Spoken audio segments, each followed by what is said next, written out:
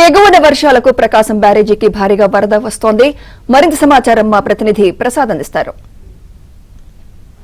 విజయవాడ ప్రకాశం బ్యారేజీ వద్ద జలకళ ఉట్టిపడుతుంది. ఎగువ ప్రాంతాల్లో కురుస్తున్న భారీ వర్షాల కారణంగా ఆ లక్షలాది క్యూసెక్ల నీరు ప్రకాశం బ్యారేజీ వచ్చేస్తుంది. ప్రస్తుతం మనం ప్రకాశం బ్యారేజీ వద్ద ఉన్నాం. ఇక్కడ మొత్తం 70 గేట్లు ఉండగా దాదాపు 50 గేట్ల వరకు అడుగు మేర ఎత్తి సముద్రంలో నీరు విడుదల చేస్తున్నారు.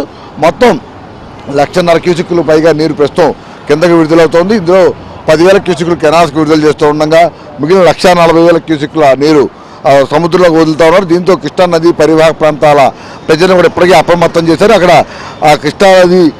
కృష్ణా జిల్లా ప్రారంభమైన జగ్గయ్యపేట దగ్గర నుంచి ఇటు దివిసీమ ప్రాంతం అవినిగడ్డ వరకు మొత్తం ఎక్కడైతే ఈ కృష్ణానది పరివాహక ప్రాంతం ఉంటుందో ఆ ప్రాంతం మొత్తాన్ని కూడా ఇటు ఎన్టీఆర్ జిల్లా కలెక్టర్ అలాగే అటు కృష్ణా జిల్లా కలెక్టర్లు కూడా దీనిపై ఇప్పటికే అధికారులతో సమీక్షలు నిర్వహించారు.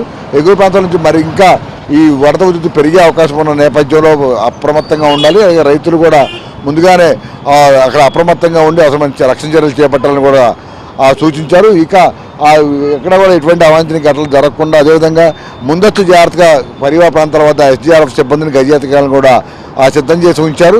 అదేవిధంగా ఇక మరో 2 రోజుల పాటు ఇదే విధంగా ప్రకాశం బ్యారేజీ వద్ద వరద నీరు ప్రవాహం ఎక్కువగా కొనసాగే అవకాశం ఉందని కూడా ఇరిగేషన్ అధికారులు చెప్తా ఉన్నారు.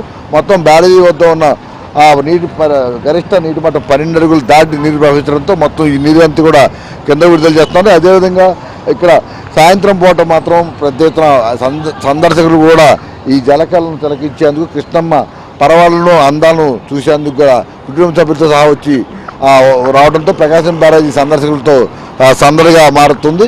ఇక ఈ నీటి ప్రవాహాన్ని బట్టి పైన శ్రీశైలం ప్రాజెక్టు దగ్గర నుంచి అలాగే నాగార్జున సాగర్ పులిచింత ఈ 3 ప్రాజెక్టుల దగ్గర నుంచి కూడా నీరు కిందకు వచ్చే పరిణామాన్ని బట్టి కూడా ఎప్పటికప్పుడు అవసరమైన చర్యలు తీసుకుంటామని కూడా చెప్తా ఉన్నారు.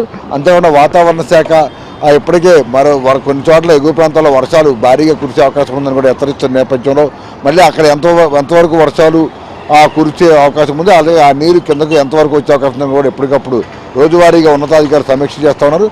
ఆ నీటి ప్రాజెక్టుల వద్ద ఉన్న పూర్తిగా గరిష్ట నీటి మట్టాన్ని కూడా వారు